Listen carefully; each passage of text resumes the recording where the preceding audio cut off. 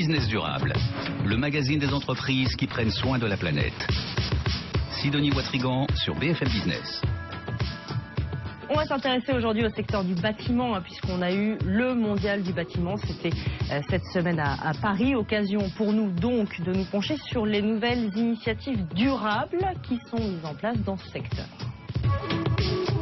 Business durable, le débat. Et nous sommes aujourd'hui avec 3 porteurs de projets, ou en tout cas même d'entreprises, puisqu'elles ne sont pas si jeunes que ça. On va largement y revenir. Nous sommes avec Éric Sauvage, bonjour. Bonjour. Directeur général de SolarWatt. Également avec nous, monsieur Lacaze, bonjour. Bonjour. Président d'Inomur. Alors rassurez-vous, on va vous détailler ce que sont l'ensemble de ces entreprises dans un instant. Thierry Vivier est également avec nous, bonjour. Bonjour. Marketing manager de Presto. Messieurs, on va bien évidemment, donc c'est la promesse, parler de l'ensemble de vos entreprises. Vous évoluez dans des secteurs différents. Mais avant cela, bien évidemment, pour nos auditeurs et téléspectateurs, on va plonger dans ce mondial du bâtiment, puisque ça grouillait cette semaine du côté du nord de Paris. C'était à Villepinte. Voyez ce reportage d'Alexandra Paget.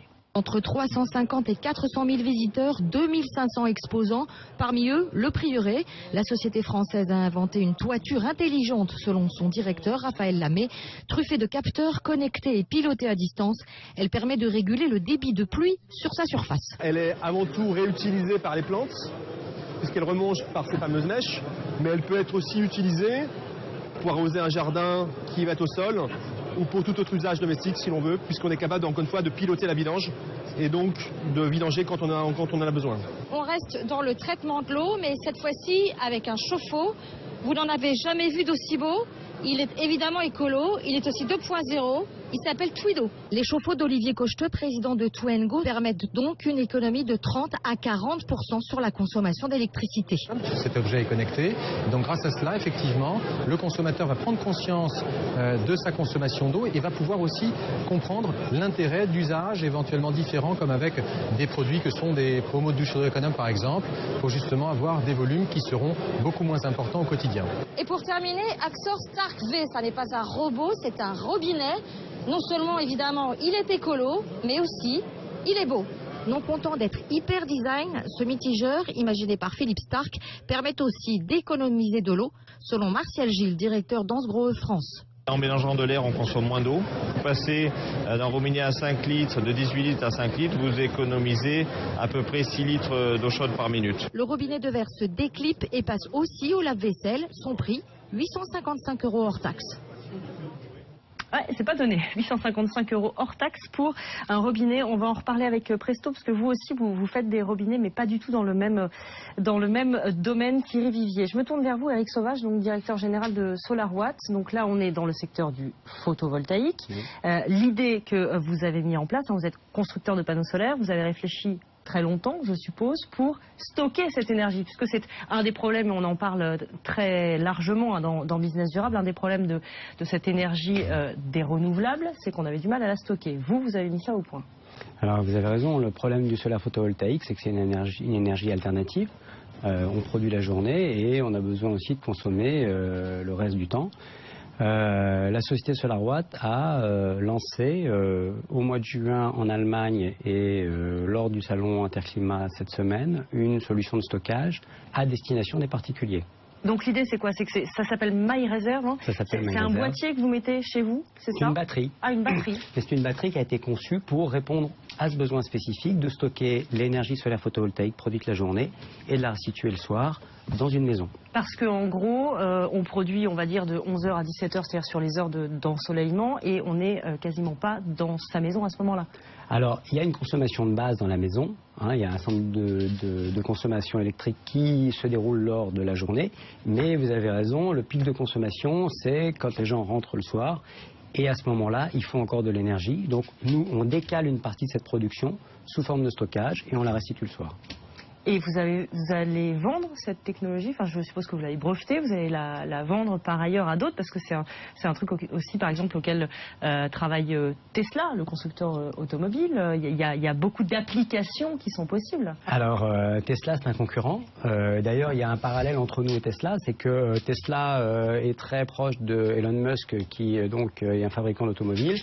Et SolarWatt et SolarWatt appartient à un monsieur qui détient le groupe BMW. Donc à ce titre, il y a effectivement un parallèle. Alors nous, on ne va pas vendre à Tesla, on va laisser Tesla faire son travail. Et quant à nous, on va approvisionner nos clients installateurs dans toute l'Europe. Et on va, par ce biais, amener cette solution aux clients résidentiels. Et notamment, puisque vous citiez BMW, il y a forcément des débouchés possibles vers l'automobile, mais cette fois vers plutôt vos amis, donc le développement pour l'électrique et pour BMW. Alors, on ne va pas dire que c'est nous qui sommes en pointe vis-à-vis de BM ou l'inverse. Ce sont des développements qui sont parallèles. On a un actionnaire commun donc, qui fédère un certain nombre de choses, et d'énergie, si j'ose dire. Mais somme toute, on est dans des démarches où à la fois on valorise l'énergie électrique, BM au travers des voitures et nous dans les maisons. Bon, on a fait une digression effectivement sur l'automobile. Juste revenir pour les gens, tout simplement, MyReserve, si je veux l'acheter demain, ça me coûte combien? Comment je fais pour l'installer? Alors, si vous voulez acheter MyReserve, vous allez vous adresser à un installateur qui va non seulement vous installer la batterie, mais les moyens de production photovoltaïque, donc des panneaux sur le toit de votre maison. Ces panneaux vont alimenter la batterie et vont aussi alimenter en direct votre installation électrique.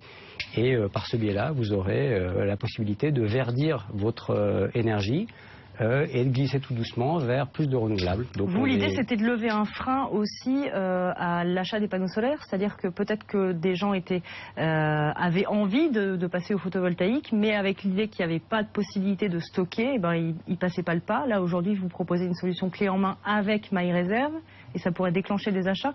Alors ça va augmenter le marché. En fait, le marché, il peut être à la fois constitué de gens qui vont produire directement qui vont consommer directement l'énergie produite, mais vous avez raison, l'enjeu principal ensuite c'est le stockage. Et par ce biais, avec MyReserve, on amène une extension de l'utilisation et on ouvre ce marché du résidentiel qui va démarrer en France l'année prochaine, on pense. Une dernière question, il y a les solutions domotiques qui existent. Ouais. Typiquement, on peut, depuis son smartphone aujourd'hui, dire à son chauffage ou à sa machine, branche-toi à 14h30 alors que vous êtes au boulot.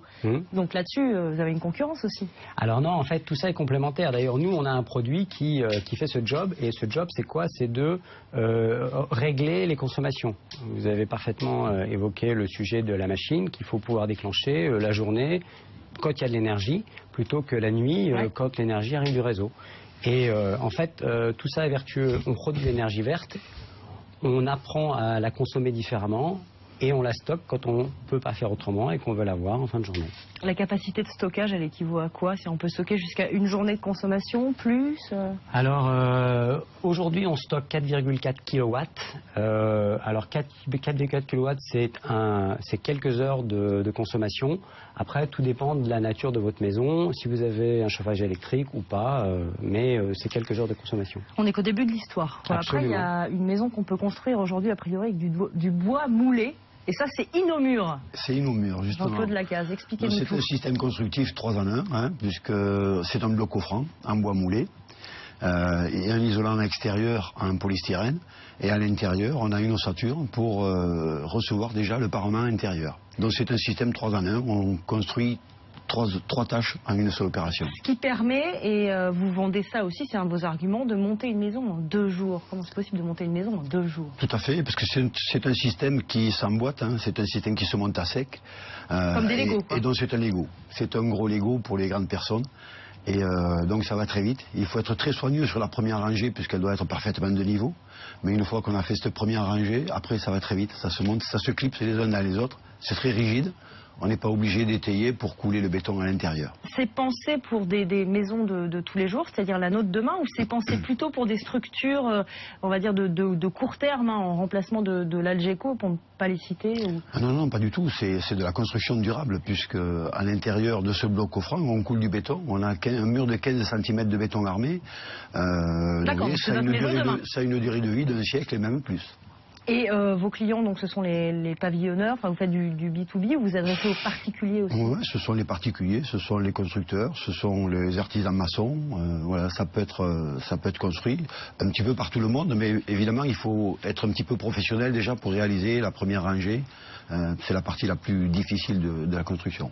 Ça coûte moins cher que du parpaing, de la brique, ou est-ce que vous êtes positionné aussi sur le prix? Parce que c'est souvent un argument qu'on met en avant, bien sûr. Voilà.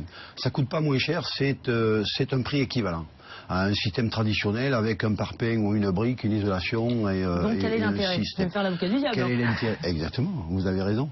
L'intérêt, c'est que c'est la rapidité, évidemment, c'est la légèreté, puisque là on répond parfaitement à ce problème de pénibilité dans le bâtiment et aux troubles musculo-squelettiques, parce que ça c'est vraiment une plaie pour les maçons. Donc finalement vous répondez à une contrainte du secteur du bâtiment, c'est-à-dire que vous répondez plus à la pénibilité du maçon qu'aux particuliers. Voilà, on répond à cette contrainte-là dans le bâtiment, mais aussi on est un système très performant thermiquement, puisqu'on a une enveloppe thermique qui est très performante, et là on est tout à fait dans les économies d'énergie, puisque économiser l'énergie c'est surtout ne pas en consommer, et donc là on construit une enveloppe qui permet d'avoir une performance thermique qui est exceptionnelle.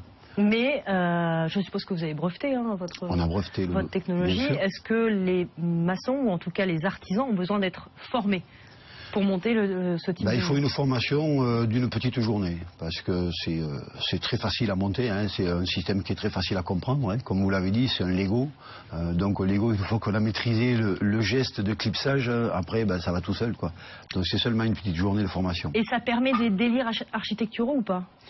Non, mais c'est-à-dire d'innovation, en tout cas même en termes architecturaux. Pas complètement. Non, il faut rester quand même dans des formes simples. De toute façon, si on veut faire des bâtiments qui soient performants thermiquement, il faut rester dans des formes simples. Vous regardez dans les pays nordiques, dans les pays scandinaves, où ils sont très pointus sur ce sujet-là, l'architecture est très dépouillée et on a des maisons qui sont très cubiques. Justement, vous l'avez trouvé où cette idée? Parce que vous n'avez pas l'air d'être du Nord, vraiment pas pour le coup.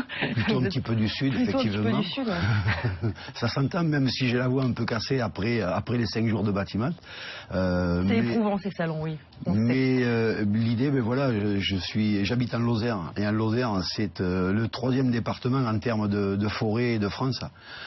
Donc tout autour de moi, j'ai des forêts, j'habite au milieu de la forêt. Donc c'est la matière première locale qui vous a motivé? C'est la matière première, puisque la base, c'est les copeaux de bois, ce sont les copeaux de bois.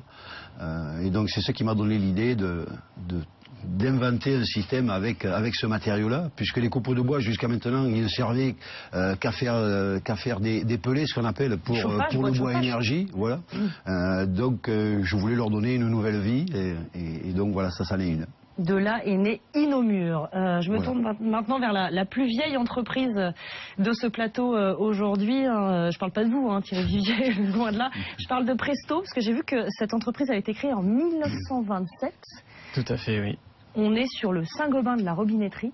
En gros, vous vous adressez plutôt à des lieux publics, et l'idée c'est de limiter au maximum l'utilisation d'eau. Donc on est vraiment sur la question de l'économie d'énergie. Voilà, notre credo c'est vraiment l'économie d'eau, et comme vous le disiez, donc c'est une société qui a été créée par André Patient et son frère Lucien ensuite qui l'a rejoint. Et dès 1927, son obsession au sens positif du terme, c'était faire économiser de l'eau. Et il s'est dit l'eau deviendra une denrée rare et il faut la préserver absolument.